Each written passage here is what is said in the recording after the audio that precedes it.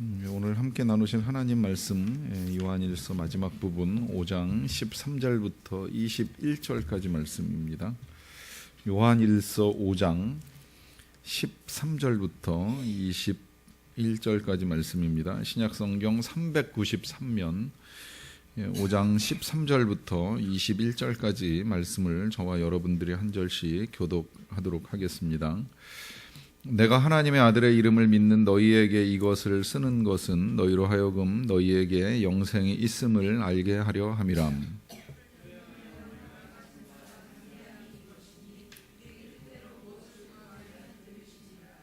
우리가 무엇이든지 구하는 바를 들으시는 줄 안즉 우리가 그에게 구한 그것을 얻은 줄을 또한 아느니라.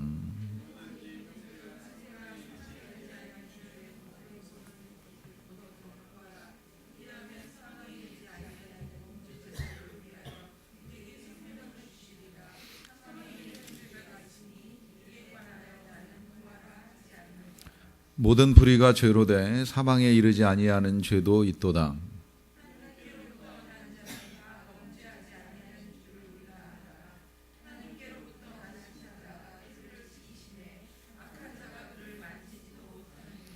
또 아는 것은 우리는 하나님께 속하고 온 세상은 악한 자 안에 처한 것이며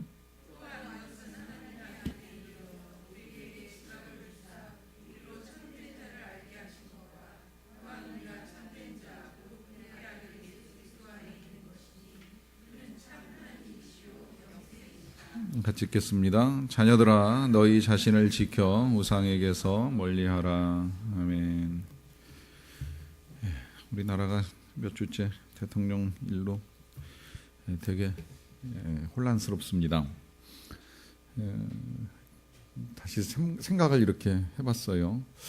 뭐가 어디서부터 잘못되었나 생각을 해봤는데 사실 뭐 대통령이 개인적으로 모르겠어요. 나중엔 또 그렇게 밝혀질지도 모르겠는데 당장 우리가 현재까지 알고 있는 사실만 가지고 이야기한다 그러면 뭐 대통령이 개인적으로 자신이나 가정을 위해서 이제 큰 재산을 모으거나 또 재산을 모으기 위해서 뭘 했다 하는 것을 볼 수는 없어요. 이 대통령 주위에 있는 사람이 이제 자신의 이익을 취하기 위해서 재단을 만들고 뭐 이 기금을 모금하고 하는 이런 일들을 한 것까지는 알 수 있는데 대통령 자신이 지금 이제 자신의 개인적인 재산을 모으거나 했다 하는 이제 이야기까지는 저는 아직 잘 못 들었습니다. 뭐 제가 잘못 알고 있으면 뭐 저한테 나중에 가르쳐 주셔도 그건 상관이 없는데 그럼 뭐가 잘못되어서 이제 이 하야해야 된다 내지는 뭐 총리를 다시 세워야 된다, 뭐 거국 내각을 구성해야 된다 하는 이제 이야기를 하느냐라고 했을 때 제가 이해하고 있는 이 접근은 그 대통령이 이 대통령으로서의 이 권리와 이제 의무를 제대로 이행하지 않았다라고 이제 보는 겁니다. 대통령은 권리, 이거 대통령에게 있어서는 권한이라고까지도 이야기할 수 있고 뭐 권세라고 해도 틀리진 않는데 하여튼 이게 막강합니다. 이 권력을 주려고 하는 사람들 왜 그런지 다는 모르겠어요. 참고로 생각난 길에 말씀드리면 백성을 사랑하는 사람이 대통령이 되는 게 아니라 욕심 많은 사람이 대통령이 된다 그러더라고요. 지금 미국도 그럴 거라고 하는 생각이 드는데 어쨌든 저 욕심을 내는 이유 중에 이제 권한이 있잖아요. 대통령으로서 엄청난 권한을 휘둘러서 이제 이 강요를 세웁니다. 이 강요 제가 알기로는 이 수천 명을 대통령이 뽑을 수 있는 권한이 있다고 하는 얘기까지 들었는데 자기가 원하는 사람들을 이제 세울 수 있는 권한을 가지고 이 대통령이 되는 거예요. 여기까지는 권리고 권한인데 그런데 그렇다고 해서 정말 뭐 아무나 세워서는 안 되잖아요. 나라를 끌고 가고 나라를 세우고 나라를 바르게 이끌어 갈 수 있는 사람을 세워야 되잖아요. 그런 사람이냐 아니냐를 이제 알아보기 위해서 혹시 잘못 세울 수도 있으니까 이제 그래서 높은 사람을 세울 때는 꼭 청문회라는 걸 합니다. 그래서 자질을 검사하는 거잖아요. 그 사람이 진짜 그것을 할 만한 자격을 갖추었는지 못 갖추었는지 이제 의원들이 앉혀놓고서 여러 가지 질문을 통해서 이제 검증하는 일들을 하게 됩니다. 이제 그렇게 보면 대통령이 사람을 세울 수 있는 권한은 있지만 이 의무에 따라서 이제 세울 만한 사람을 세워야 되고 그 세울 만한 사람이 정말 이제 그 일을 감당할 만한 자격 조건을 갖춰야 돼요. 이제 그러다 보니까 이제 제일 많이 지금 이제 이 강요가 되는 사람들이 이제 법조인 아니면 뭐 대학 교수, 이제 이 정도 아니면 이제 탁월한 업적을 이제 이루어낸 경제인 뭐 이런 사람들 이제 불러다가 그 자리에 앉히면서 그 사람의 지식과 또 그 사람의 경험을 총동원해서 나라를 잘 이끌어 가라, 이제 이런 이제 책임을 맡겨주는 겁니다. 이제 문제는 이제 그렇게 세워진 사람들, 대통령 주변에 뭐 여러 사람들이 있는데 이제 그런 사람들을 이제 다 무시하고 오랫동안 함께 이제 교제했다는 이유만으로 이제 이 사람을 세우지도 않은 사람을 이제 세운 것처럼 세워놓고 이제 그 사람을 통해서 나라를 이끌어 가려고 하다 보니까 이제 이게 이제 지금 온 국민의 울분의 이유가 된 거예요. 왜 대통령으로서의 권리와 의무를 망각하고 전혀 이 시민이 인정하지 않는, 우리나라 사람들이 인정하지 아니하는 시스템을 가지고 국정을 끌고 가려고 했었느냐, 이제 그게 드러나면서 지금 우리가 다 이제 그 사실을 이제 마땅치 않게 여기고 있습니다.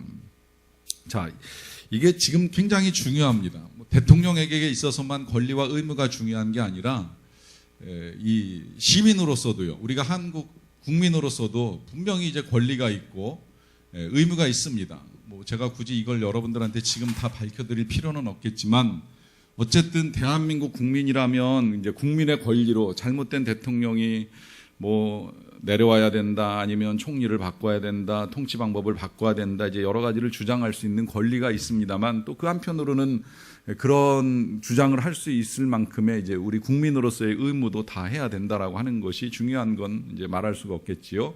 그러다 보니까 때때로 이 국민으로서의 의무, 이 병역의 의무를 이행하지 아니한 사람들이 때가 이르렀을 때에 이제 우리나라 이 국적을 취득하지 못하는 이제 그런 결과를 가져오는 것도 반드시 권리와 의무가 이제 따라가야 한다는 겁니다. 이 권리와 의무는 대한민국 국민에게만 있는 것이 아니라 이제 하늘 시민에게도, 우리가 소위 말하는 천국 백성이고 하늘 시민인데 하늘 시민에게도 권리와 의무가 주어져 있다는 거예요. 우리가 하나님의 나라를 구합니다. 매일 아침마다 기도하면서 하나님의 나라가 임하시길 원합니다. 그렇게 임하시길 원하는 기도를 드리는 건 우리가 하나님 나라의 백성이기 때문에 이제 그런 기도를 드리는 거예요. 하나님 나라 백성이니까 하나님의 통치가 우리의 삶의 자리에 분명하게 드러나기를 기대하면서 기도를 드리는데, 자, 그런 기도를 드린다면 우리가 이제 하나님 나라의 시민으로서, 하나님 나라의 백성으로서 우리에게 주어진 권리, 또 우리에게 주어진 의무를 알아야 되고, 또 그것을 분명히 이행해야 됩니다. 사도 요한은 이제 오늘 마지막 이 요한 서신 1서죠. 이제 나중에 다음 주에 2서, 그 다음 주에 이제 3서까지 맞아 보기는 할 겁니다. 이때 안 보면 또 이 서신들을 따로 보기가 좀 어려워서 일단 같이 보긴 하겠습니다만은, 1차적으로 이 요한 1서를 마무리하면서 사도 요한이 우리에게 주는 메시지는 하늘 시민으로서의 권리, 그리고 하늘 시민으로서의 의무가 무엇인지를 정확히 이해하기를 이제 당부하는 것입니다. 그래서 제일 첫 번째로 이제 우리에게 제시하는 그 권리라고 할 수 있겠죠. 하늘 백성으로서의 권리가 무엇이냐라고 했을 때의 그 첫 번째 권리, 요한 1서 5장 13절 말씀입니다. 다 같이 한 목소리로 읽어보겠습니다. 시작. 내가 하나님의 아들의 이름을 믿는 너희에게 이것을 쓰는 것은 너희로 하여금 너희에게 영생이 있음을 알게 하려 함이라. 그래요. 첫 번째 권리는 뭐예요? 첫 번째 권리는 일단 영생이 있음을 알게 하려 함이라라고 하는 이제 이 권리를 우리에게 가르쳐 줍니다. 이건 사실 우리가 지난주 끝자락에 조금 보기는 봤습니다만 너무 중요하니까 이제 오늘 또다시 이걸 권리로 보면서 생각을 하고 나아가는데요. 1차적인 권리, 이게 제일 중요하기 때문에 다시 보는 겁니다. 그 권리는 바로 우리에게 무엇이 있다? 영생이 있다는 거예요. 영생을 얻게 될 것이다, 영생하게 될 것이다, 이런 메시지가 아니라 영생이 있다는 사실입니다. 어떻게 우리가 영생을 얻었느냐라고 했을 때에 그 영생은 뭐라고 이야기해요? 하나님의 아들의 이름을 믿는 자에게 영생이 있다 하는 것입니다.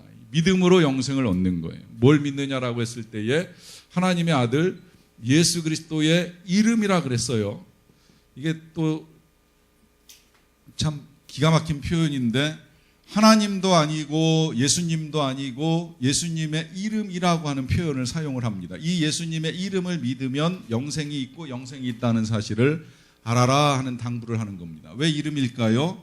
왜 하나님이 아닐까요? 왜 하나님을 믿는 거라고 이야기하지 않고 예수님의 이름이라고 이야기할까요? 그건 예수님이 그렇게 말씀하셨기 때문이에요. 내 이름을 믿는 자들에게 하나님께서 구원을 주시리라고 하는 이 말씀을 예수님이 분명하게 하셨기 때문에 그 이름에 권세가 있고 그 이름에 구원이 있고 그 이름에 능력이 있는 것을 믿는 것이 중요합니다. 자, 이제 그러면 이제 여기서 생겨나는 이제 질문이 이제 있을 수 있겠는데요. 자, 그러면 우리 안에 믿음이 있고 예수 그리스도를 믿음으로 말미암아 이제 영생을 얻었다는 사실을 우리가 어떻게 알 수 있습니까? 하는 이제 질문이라고 할 수 있겠는데요. 혹시라도 이제 오늘 이 부분을 우리가 듣고 배우고 이렇게 넘어가면서 난 아직도 내 안에 영생이 있는지 없는지를 잘 모르겠다. 이제 이런 마음을 가지시는 분들이 계실까봐 이걸 조금 이제 정리를 하고 좀 갔으면 좋겠다는 생각이 들었어요. 그건 뭐냐면 영생을 얻었다라고 하면 이제 거기에 몇 가지 증거가 나타난다라고 하는 겁니다. 그건 뭐냐면 첫째로는 하나님 안에서의 죄의 고백과 죄의 고백에 따르는 고백과 함께 이제 하나님 안에서 교제가 일어난다는 거예요. 이건 제가 드리는 말씀이 아니라 우리가 이제 지금까지 보아왔던 요한 1서 속에서 이제 가르쳐 주는 것이라고 보시면 되겠는데, 요한일서 처음에 시작할 때 아마 이제 그런 말씀하신 거를 기억하실 거예요.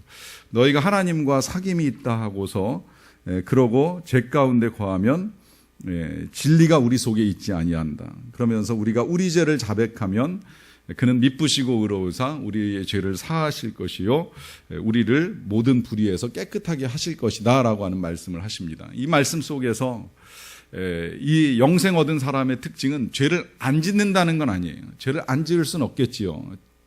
간혹 넘어지는 일이 있지만 그것을 자백하고 고백하고 그러고 다시 하나님과의 교제 속으로 들어가는 거예요. 내가 죄를 지었다는 사실을 인정하고 다시 하나님과의 교제 속으로 들어가는 사람이 영생 얻은 사람입니다.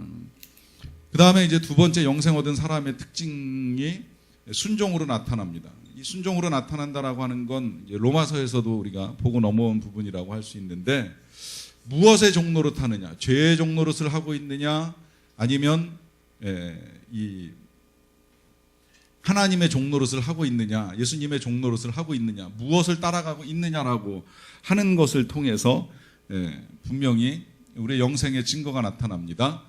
이거를 그 순종의 문제를 놓고 봤을 때는 죄의 종이냐 아니냐를 놓고 보셔도 되고요. 아니면 자녀냐 아니냐라고 놓고 봐도 틀림이 없어요. 만약에 우리가 영생을 얻었다면 하나님의 자녀이기 때문에 하나님께 순종하고요. 만약에 그렇지 않다면 죄의 종이기 때문에, 죄의 자녀이기 때문에 죄를 따라갈 수밖에 없다는 거예요. 그래서 내가 무엇을 따라가느냐라고 하는 것으로 내 안에 영생이 있느냐 없느냐라고 하는 것을 가늠해 볼 수 있다는 겁니다. 그 다음에 세 번째로 또 우리가 요한일서에서 본 건 이제 사랑이죠, 사랑. 사랑이라고 하는 건 우리가 하나님을 믿는다라고 하면서 눈에 보이는 바 사람을 사랑하지 아니하고 하나님을 사랑한다 할 수 없으니 이제 사랑이 우리 안에 믿음이 있고 영생이 있는 분명한 증거다라고 하는 건 여기까지 오는 동안에 이제 몇 차례 확인한 사실입니다. 그 다음에 또 요한 1서에서 영생 얻은 증거를 우리에게 가르쳐 주는 것은 구별된 삶이에요. 세상과 구별된 삶. 여기서 세상과 구별된 삶은 세상과의 분리가 아닙니다. 우리 세상 속에서 살아가요. 다만 뭐가 구별됐느냐라고 했을 때에 육체의 정욕이나 안목의 정욕이나 이생의 자랑을 따라가지 않는 그런 삶을 이야기합니다. 정욕이나 자랑을 따라가지 아니하는 구별된 삶이 영생의 증거로 나타나는 거죠. 그 다음에 이제 또 하나가 있다면 이제 담대함이에요. 이 담대함이 요한일서에서 자주 나오는 표현 가운데 한 가지이기도 한데, 우리의 가진 바 담대함은 이것이니 하면서 나오기도 하고, 이제 오늘 이제 그게 14절에 나오는 거죠. 하나님 앞에 깨끗한 양심으로 나갈 수 있는 이제 그런 담대함을 이야기합니다. 그리고 이제 오늘 나타나는 본문에서, 오늘 마지막에 읽은 그 본문에서 보게 되면 기도의 응답이 나타나는 거죠. 기도의 응답 내지는 응답의 확신이라고 해도 상관은 없겠는데 이것이 우리가 이제 영생을 얻은 증거라고 할 수 있습니다. 이것을 알게 하려 함이라라고 하는 이제 말씀을 하셨잖아요. 이제 돌아가서 생각을 해보면 우리가 그동안에 읽었던 이 요한일서에서 이제 요한일서가 이 편지 왜 쓰는지 목적을 여러 가지로 이야기했어요. 특히 2장을 읽다 보면 자녀들아 내가 이것을 너희에게 쓰는 것은, 청년들아 내가 이것을 너희에게 쓰는 것은, 뭐 아비들아 내가 이것을 너희에게 쓰는 것은, 이걸 이제 한 7번 정도 반복하면서 이 편지를 쓰는 목적을 이야기하면서 이제 써내려 가다가 오늘 맨 마지막 지금 끝자락에 와가지고서 내가 하나님의 아들의 이름을 믿는 너희에게, 이제 모든 사람을 통칭하는 거예요. 예외 없이 자녀든 청년이든 아비들이든 예외 없이 하나님의 아들의 이름을 믿는 너희에게 이것을 쓰는 것은 가장 중요한 사실 한 가지를 알아라. 너희에게는 영생이 있다. 하나님을 믿는다면 영생이 있다.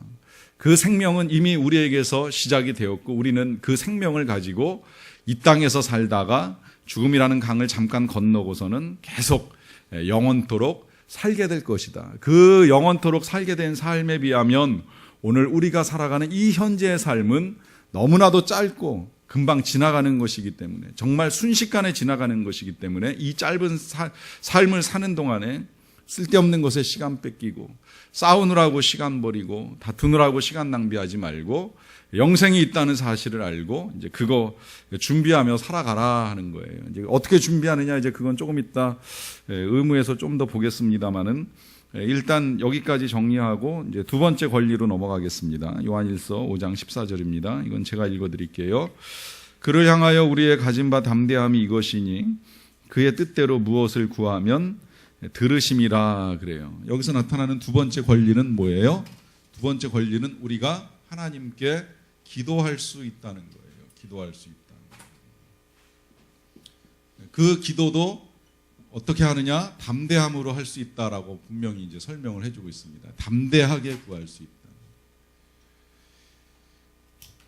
여러분, 이것이 우리에게 권리라는 사실이 참 중요하다고 저는 보는데요. 왜냐하면 뭐 기도의 권리를 가지고 기도를 쓰는 사람들은 굉장히 많은데 또 기도를 하는 것이 필요하다고 하는 것도 아시면서 기도를 잘 하시고 계시는 것 같은데 때로는 이제 우리 안에 이제 그런 주저함이 있습니다. 아, 이거 내가 기도해도 될까? 이제 이거 기도하면 하나님이 들으실까? 이제 이런 이제 고민에 빠지는 일들이 있습니다. 저는 이제 그 고민에 빠지는 이유가 한 두 가지 정도라고 생각을 해요. 하나는 기도의 내용의 문제이고, 하나는 기도하는 이제 자신의 상태의 문제입니다. 내가 하나님을 잘 찾지도 못하고, 이제 하나님과 친밀하게 잘 지내지도 못하고, 말씀 따라 살지도 못한 것 같은데, 이런 내가 하나님께 기도하면 하나님이 내 기도 들으실까 하는 이제 이런 의심을 하게 되는 일이죠. 이 문제부터 먼저 풀고 가자라고 하면, 여러분, 기도는 자녀의 권리하고 똑같다고 생각하시면 돼요. 우리가 영생을 얻었고 하나님을 믿는다라고 하는 믿음이 있으면 우리의 자격하고 상관이 없는 거예요. 자녀가 무슨 자격을 갖춰가지고 부모에게 달라 그럽니까? 자녀가 뭐 어떤 자격을 이제 가지고 하나님께 달라고 요청하는 건 절대 아니잖아요. 그러니까 자격 문제로 길게 고민하지 마세요. 정말 자격이 나는 아무리 기도해도 나 같은 놈의 기도는 하나님이 안 들으실 것 같아, 이런 마음 있으면 그러면 차라리 진짜 지금부터라도 삶을 바꾸세요. 그 정도 아니라고 한다면 자격 문제를 크게 고민할 필요는 없습니다. 그러면 이제 두 번째 문제는 그 이제 내용의 문제가 남는 거예요. 이것도 응답을 해주실까? 이것도 구할 수 있을까라고 하는 이제 문제가 생기는 것인데, 그걸 여기 지금 14절에서 우리에게 답을 주시는 거예요. 그를 향하여 우리의 가진 바 담대함이 이것이니 그의 뜻대로 무엇을 구하면 들으심이라. 하나님의 뜻대로 구하시라는 겁니다. 그러면 들어주신다는 거예요. 그러면 이제 문제가 남는 건 그거예요. 도대체 이거 하나님의 뜻인지 아닌지 어떻게 알 수 있는가? 그걸 가장 잘 알 수 있는 방법은, 그래서 이제 우리가 하나님 안에 있어야 되는다, 이렇게 이야기를 하는 겁니다. 하나님이 우리 안에 계시는 건 틀림이 없는데 우리도 하나님 안에 머물러야 되고, 하나님 안에 머무는 사람은 하나님의 뜻이 무엇인지를 알 수 있어요. 하나님이 뭘 원하시는지, 지금 나한테 원하시는 거나 아니면 지금 내가 뭘 기도해야 되는지에 대해서 하나님은 정확하게 우리에게 가르쳐 주시기 때문에 그걸 알 수 있어요. 그런데 우리가 이제 하나님 안에 머무는 삶을 익숙하지 않다 보니까 그걸 잘 모르거든요. 이거 하나님이 나한테 지금 원하시는 게 뭔지 모른다. 이제 그러면 하나님 안에 거하지 못할 때 어떻게 해야 되느냐? 그럼 말씀 안에 거하시면 되는 거예요. 그래서 말씀 주신 거예요. 우리가 정말 영과 영으로 하나님과 통해서 하나님의 뜻을 다 알 수 없으니까 말씀을 통해서 하나님의 뜻을 알도록 도와주셨잖아요. 하나님의 뜻을 우리가 계속 그래서 배워나가는 거잖아요. 이걸 통해서 배웠으면 그걸 구하면 되는 거예요. 사랑하라 하는 것이 하나님의 뜻인 줄로 배웠으면 그러면 사랑을 구하시면 되는 거예요. 나도 사랑하고 그도 사랑하고 하는, 나도 용서하고 그도 용서할 수 있는 마음, 이런 거 구하면 100% 주십니다. 담대하게 구할 수 있고, 구하기 때문에 또 하나님 너무 기뻐하시는 것이기 때문에 얼마든지 주신다라고 하는 거예요. 그러면 이제 그 다음에 어느 정도까지 이제 발전을 하게 되냐면, 그것이 이제 5장 15절에서 나오는 겁니다. 우리가 무엇이든지 구하는 바를 들으시는 줄을 안즉 우리가 그에게 구한 그것을 얻은 줄로 아느니라 그래요. 얻은 줄로 아느니라. 결국 얻은 줄로 안다는 건 뭐예요? 또 하나의 권리, 이건 뭐예요? 응답의 확신을 가지고 간다는 거예요. 응답의 확신. 이것이 우리가 하늘 시민으로 얻은 권리입니다. 내가 구하면 무엇이든지 구하는 바를 첫째는 하나님이 들으시는 것, 청취하신다는 거죠. 그리고 그 청취한 것을 또한 하나님께서 이제 주시기 때문에 우리가 구한 것을 얻은 줄로 안다 하는 말씀을 합니다. 그걸 어떻게 아느냐? 이제 그 어떻게 아느냐가 이제 4번에서 나오는 거예요. 우리는 참된 자 곧 누구 안에 있느냐면 그리스도 안에 있다 그래요. 자, 그러면서 이제 5장 19절부터 20절까지 말씀이 이어지는데 이제 여기서 이제 또 하나 권리, 우리나라에서 요새 굉장히 중요하게 생각하는 시민의 권리 중에 하나가 이제 알 권리라 그러는데요. 저는 개인적으로 이 알 권리가 그렇게까지 중요한가, 그리고 이 알 권리를 행사해서 우리가 어디까지 알 수 있는가, 이제 이런 생각을 할 때가 좀 많이 있기는 해요. 왜냐하면 아무리 우리가 알 권리를 가지고 있어도 진짜 뭐 청와대 안에서 무슨 일이 일어나는지, 또 우리나라 정부가 예산을 얼마나 어떻게 쓰고 있는지 솔직히 다 알 수 없잖아요. 그리고 진짜 역사는 대통령을 중심으로 해서 지금도 기록이 되는데 대통령 관련된 기록들은 다 기록물 보관법에 의해서 창고에 깊이 숨어 있는데 이거 어떻게 우리가 다 알 수 있겠어요? 실은 알 권리라고 하더라도 우리가 다 알지 못하는데, 그런데 뭐 그런 건 우리가 다 알 수도 없지만, 그러나 오늘 성경이 우리에게 꼭 알아야 될 것을 몇 가지를 꼭 정리를 해주는 게 있습니다. 이제 이게 되게 중요해요. 특히 여러분 요한 1서 이렇게 쭉 읽어오시면서 보셨는지 모르겠는데, 이 요한 1서를 읽어오다 보면 아는 것은 또 알지니 아느니라 알게 하려 함이라, 이제 이런 표현 굉장히 많이 나오거든요. 그러니까 우리가 그리스도인으로서 하늘 시민으로 살아가면서 알아야 될 것들이 분명히 있다는 거예요. 그게 진짜 중요한 권리예요. 이건 진짜 몰라도 되는 것이 아니라 꼭 알아야 된다라고 하면서 일깨워 주는 것들이 있죠. 그게 벌써 우리 지금 5장 13절에서 나왔잖아요. 영생이 있는 거 알아야 돼요. 믿는 자에게 영생이 있는 거 알아야 돼요. 이 영생이 불변하다는 걸 알아야 돼요. 그 다음에 15절에 넘어오니까 또 뭘 알아야 돼요? 우리가 구하는 건 들으시는 걸 알아야 돼요. 여기 지금 이제 이 알 권리라고 해가지고 정리하면 그게 첫 번째로 이제 부인대로 영생이라고 하는 것부터 시작해서, 두 번째는 뭐라 그래요? 우리가 기도하면 하나님이 청취하시는 거 알아야 된다고 이야기하죠. 또 세 번째는 뭐라고 이야기해요? 그 구한 것을 하나님이 응답하시는 줄을 알아야 되고요. 그 다음에 이제 넘어갑니다. 19절로 넘어갑니다. 또 아는 건 뭐냐? 우리가 하나님께 속했다 그래요. 우리가 하나님께 속한 백성이라고 하는 것. 이 하나님께 속한 것 중요합니다. 왜 중요하냐? 마지막에는 이걸로 결정이 나는 거예요. 하나님께 속했냐, 마귀에게 속했냐, 의에 속했냐, 죄에 속했냐, 예수께 속했냐, 사단에게 속했냐, 이거 가지고 멸망이냐 구원이냐가 확실하게 결정나기 때문에 우리가 이건 알고 가야 돼요. 난 하나님께 속한 사람이다. 그 하나님께 속하지 아니하였으면 어떻게 돼 있다고요? 그 다음에 온 세상은 뭐에 처해 있다고요? 악한 자 안에 처해 있다. 이것도 알아야 된다는 거죠. 이거 그대로 지금 성경에 있는 그대로 표현하는 거예요. 온 세상이 악한 자 안에 처해 있다. 왜 이 부분을 여기서 또다시 짚고 넘어갈까요? 세상을 따라가는 건 결국 악한 자를 따라가는 거예요. 세상 풍조를 따르는 건 결국 사단을 따라가는 것이기 때문에 그 세상 풍조 따라 살아가지 말라는 겁니다. 그러고서 또 20절에서 보면 또 아는 것, 우리가 또 알아야 되는 건 뭐예요? 하나님의 아들이 이르러서야 우리에게 지각이 주어졌고 그 지각으로 말미암아 우리가 참된 자를 알게 됐다 그래요. 이 참된 자는 누구예요? 참된 자는 결국 누구냐면 그 뒤에 또한 우리가 참된 자 곧 그의 아들 예수 그리스도 안에 있는 것이라고 이야기하고 이 예수 그리스도는 뭐라고 이야기하냐면 그는 참 하나님이요 또 한편으로는 동시에 영생이다 그래요. 결국 이거를 알아야 된다는 거예요. 예수 그리스도를 알아야 되고 예수 그리스도를 왜 알아야 되느냐? 그는 하나님이고 그 안에 영생이 있기 때문에 결국 예수 그리스도를 아는 자는 영생이 있는 줄로 안다. 그래서 다시 권리가 되돌아가는 거예요. 우리의 권리는 결국 예수 그리스도를 알므로 인하여서 우리에게 영생이 있다는 사실을 알고 살아가는 것. 이것이 하늘 시민된 저와 여러분들에게 주어진 권리입니다.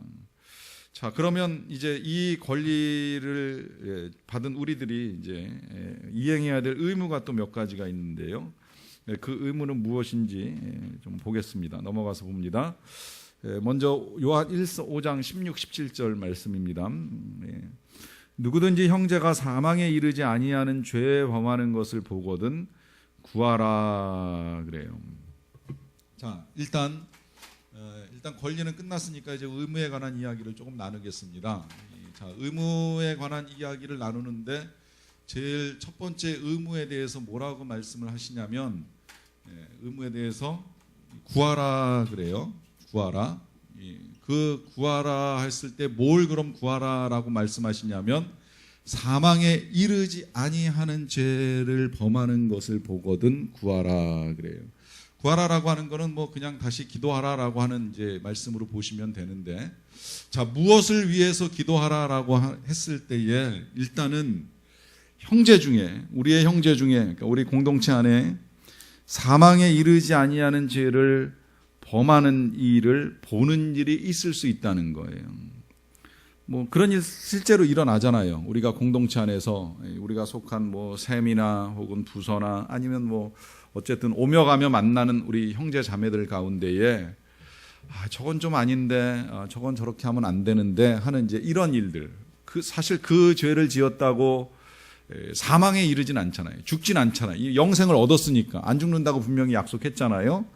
그런데 그런 죄를 범하는 것을 보면 그럼 어떻게 해야 되느냐라고 했을 때에 당부하는 건 뭐냐면 구하라 그래요. 왜 구하라 말씀하시냐면 그리하면 사망에 이르지 아니하는 범죄자들을 위하여 하나님이 그에게 생명을 주시리라 그래요. 여기서 생명을 주시리라라고 말씀하시는 건 뭐냐면 기도하라는 당부를 하는 거예요. 조금 정리를 다시 할게요. 일단 교회 공동체 안에 이제 범죄자, 이 범죄자라고 표현해서 조금 좀 심한 느낌이 있는데 그냥 죄를 범하는 사람, 실수하는 사람이 있을 수 있다는 거예요. 근데 이 죄를 범하는 사람의 특징은 뭐냐면 자신이 모른다는 겁니다. 얼마나 잘못됐는지를 실은 본인은 몰라요. 여러분, 불신자가 왜 신자가 안 되는지 아시죠? 자기가 죄인이라는 사실을 모르기 때문에 신자가 안 되는 거예요. 자기가 죄인이라는 사실을 알면 이 죄가 해결 안 된다는 걸 알고 이 죄를 해결하기 위해서는 예수님이 필요하다는 걸 아니까 신자가 되는 거예요. 모르니까 신자가 안 되는 거예요. 근데 마찬가지로 교회 공동체 안에서도 실수하는 사람이 있고 잘못하는 사람이 있는데 그 사람도 그 일을 저지르는 이유, 그 일을 반복하는 이유가 뭔지 아세요? 본인이 그걸 몰라요. 모르니까 그걸 반복하겠죠? 그러면 그런 일들을 반복하는 사람을 봤을 때에 왜 구하라고 하실까요? 기도하라고 하신 이유가 무엇일까요? 기도하지 않으면 우리가 어떻게 돼요? 우리가 비판합니다. 비난하는 일이 생겨요. 정죄해요. 미워합니다. 용서를 못해요. 이건 다 하나님의 뜻이 아니에요. 그리고 그 모든 일들, 지금 열거한 이런 것들은 다 하나님의 권한 하에 있는 거지 우리의 권한이 아니에요. 이걸 하게 되면 우리가 하나님 노릇을 하는 거예요. 그러니까 뭐 하라고 그러는 거예요? 기도해 주라는 거예요. 그를 위해서 기도해 줘라. 그를 위해서 기도하면 그에게 생명을 주시리라 하는 이 말씀은 뭐예요? 하나님께서 하시겠다는 얘기예요. 하나님께서 하신다. 이게 지금 우리에게 구하라고 기도하라고 말씀하시는 이유입니다. 그 사람이 모르기 때문에 그 사람을 대신해서 기도하라는 것이고 또 그럴 때에 우리가 하는 것이 아니라 하나님께서 하실 수 있기 때문에 기도하라라고 하는 당부를 합니다. 근데 그러면서 이제 오해가 생길까봐 그 뒤에 덧붙여서 사망에 이르는 죄도 있다는 겁니다. 이에 대해서는 구하라고 하지는 못하겠다 그래요. 모든 불의가 죄기는 하지만 사망에 이르지 아니하는 죄도 있다라고 이제 하면서 두 가지를 여기서 이제 구분해 줘요. 사망에 이르는 죄가 있고 사망에 이르지 아니하는 죄가 있다 하는 겁니다. 이제 이게 뭐 어렵다면 어렵고 뭐 또 쉽게 생각하면 그렇게 어려운 문제가 아닐 수도 있는데 일단 어렵게 생각하지 말아야 될 건 우리들도 실수하고 넘어지는 부분들에 있어서 일어나는 것들은 그 죄로 인해 우리가 사망에 이르지 않습니다. 그러니까 영생이 있다는 걸 알고 가시라 하는 말씀을 드리는 거예요. 우리가 믿지만 실수해서 죄짓고 잘못하는 것들 때문에 우리의 영생을 뺏기거나 우리 안에 있는 영생이 사라지는 법은 절대 없습니다. 이런 실수들이 대개는 다 사망에 이르지 아니하는 죄이기 때문에 그래요. 어쩌면 사망에 이르지 아니하는 죄이기 때문에 우리가 가볍게 생각하는 문제도 없지 않아 있습니다만은 어쨌든 이 사망에 이르지 아니하는 죄가 있는 걸 보면 우리가 기도해 줘야 되는 건 맞지만 사망에 이르는 죄를 저지르는 경우에는 어쩔 수 없다는 거예요. 그럼 사망에 이르는 죄는 무엇이냐라고 했을 때 그건 한 가지입니다. 성령을 거역하는 죄. 이건 성경에서 그렇게 분명히 설명을 해줬어요. 성령을 거역하는 거. 성령을 거역한다라고 하는 건 그럼 뭐냐라고 했을 때에 그건 한마디로 말하면 복음을 거부하는 거예요. 예수님을 거부하는 거예요. 이건 어찌할 방법이 없어요. 예수님을 거부하는 거, 복음을 받아들이지 않으려고 하면 사망을 면할 수가 없다는 겁니다. 이걸 바꿔 말씀드리면 아무리 죄가 많아도 예수님을 받아들이고 복음을 받아들이면 사망에 이르지 아니합니다. 그 대표적인 예가 바로 사도 바울이에요. 심지어 예수님을 핍박하고 예수님을 믿는 사람들을 죽이는 일까지 했지만 그가 예수님을 영접한 이후에 그의 과거는 다 용서받은 거예요. 그리고 하나님이 들어 쓰셔요. 용서받지 못할 이유가 없다는 거예요. 그러나 성령께서 믿음을 주심에도 불구하고 그 믿음을 거부하고 예수님을 거절하는 사람은 어쩔 수 없다는 거죠. 그러니까 예수님도 가룟 유다는 어쩔 수 없으니까 그냥 네 할 일을 속히 하라 그러면서 떠나 보내시잖아요. 이게 참 안타까운 일이에요. 끝까지 마지막까지 기회를 주셨음에도 불구하고 돌이키지 아니하는 자에게 임하는 형벌. 그걸 제가 언젠가 롯의 아내에 관한 이야기를 했잖아요. 99%의 구원, 99%의 믿음이라고도 할 수 있겠는데 마지막 1% 하나님의 말씀을 믿지 못해서 뒤돌아보니 하나님도 어쩌실 수가 없는 거예요. 그래서 사망에 이를 수 있다라고 하는 걸 생각하면 우리에게 있어서 필요한 건 내가 죄인이라는 사실을 인정하는 것이고 예수님을 영접하는 것이 필요하다라고 하는 것입니다. 그 다음에 이제 두 번째 의무요. 그것은 요한일서 5장 18절입니다. 하나님께로부터 난 자는 다 범죄하지 아니하는 줄을 우리가 아노라. 하나님께로부터 나신 자가 그를 지키심에 악한 자가 그를 만지지도 못하느니라 그래요. 자, 이제 두 번째의 의무는 뭐냐면 이제 범죄하지 않는 겁니다.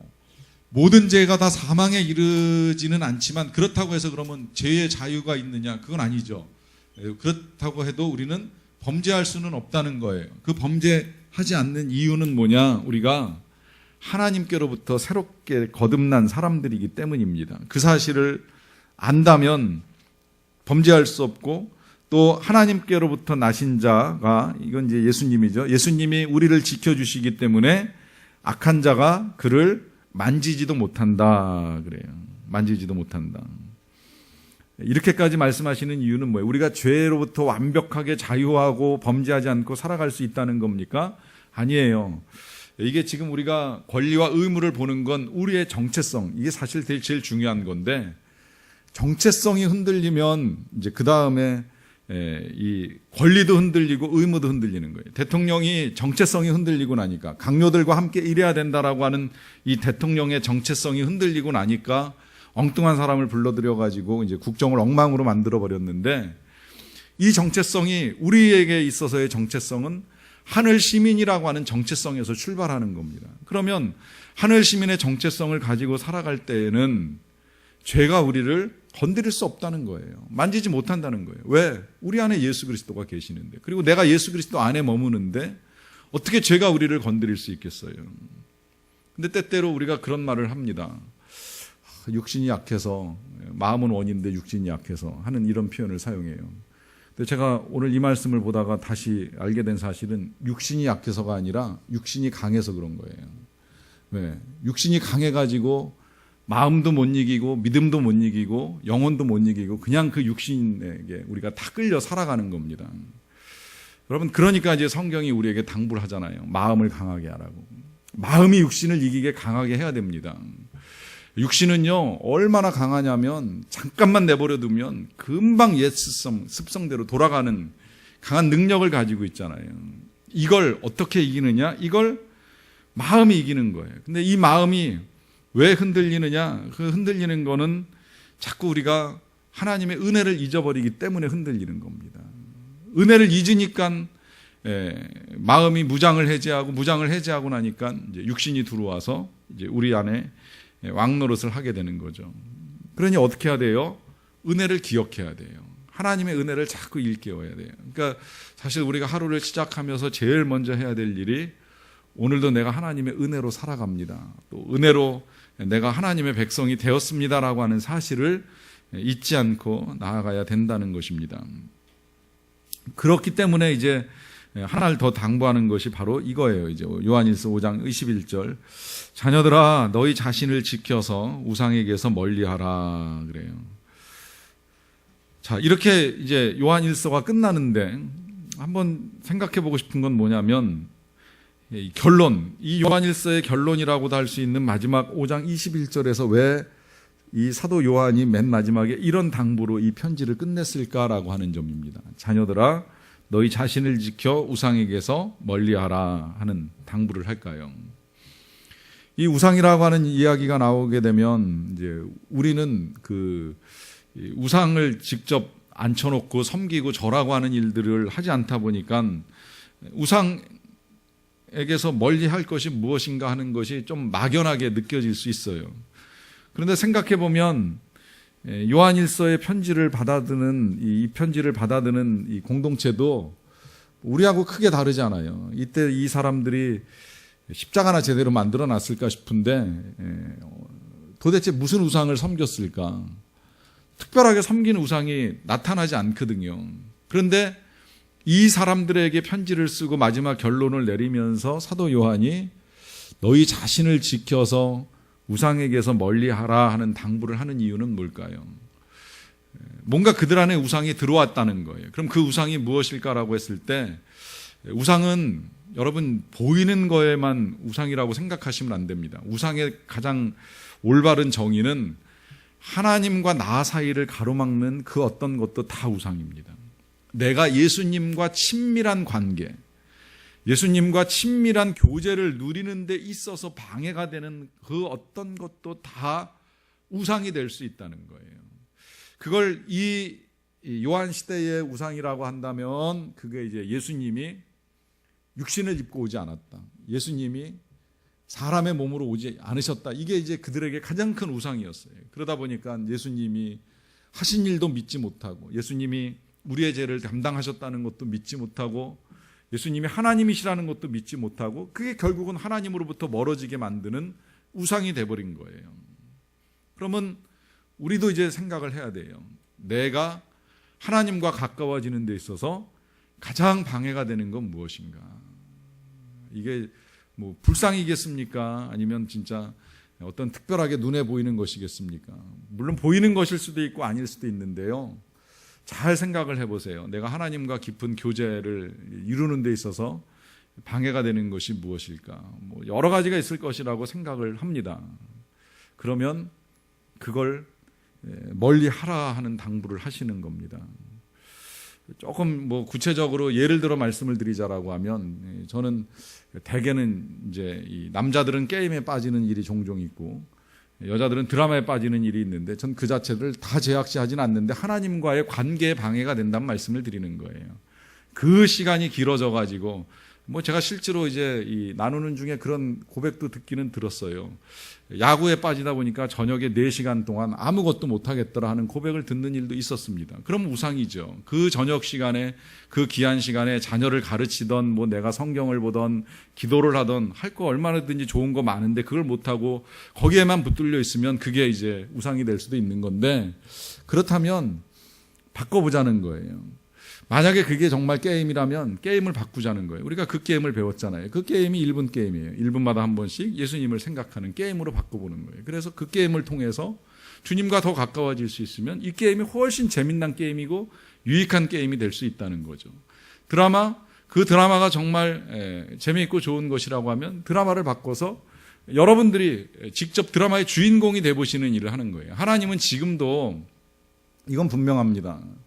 여러분들을 하나님의 드라마의 주인공으로 삼아서 하나님의 드라마를 쓰고 싶어하는 그런 연출을 하고 계신다는 거예요. 그런데 우리가 이 주연이라고 하는 생각을 하지 못하고, 이 드라마의 극적인 주인공이라는 생각을 하지 못하고, 마치 엑스트라처럼 겉돌고 왔다 갔다 하면서 구경만 하려고 하다 보니까 전혀 쓸데없는 드라마에 시간을 뺏기는 일도 일어날 수 있다는 겁니다. 그걸 바꾸어서 이제 내가 주인공이 되어서 내가 하나님의 드라마를 쓰는데, 하나님 내가 어떻게 연기할까요? 내가 어떤 모습으로 이 연기를 하면 하나님의 기쁨이 되겠습니까? 라고 하면서 살아보시라는 거예요. 그러면 여러분들이 주인공이고 여러분들이 놀라운 하나님의 역사를 쓰는 사람들이 되는 겁니다. 그럴 때에 우리가 우리 자신을 지키는 것이 되고, 그럴 때에 우리를 통해서 하나님이 일하십니다. 그것이 우리가 해야 될 우리의 권리이고 동시에 우리의 의무입니다. 이 시민된 권리와 의무를 잘 이행하며 살아가는 하나님 나라 백성 되시기를 간절히 축원합니다.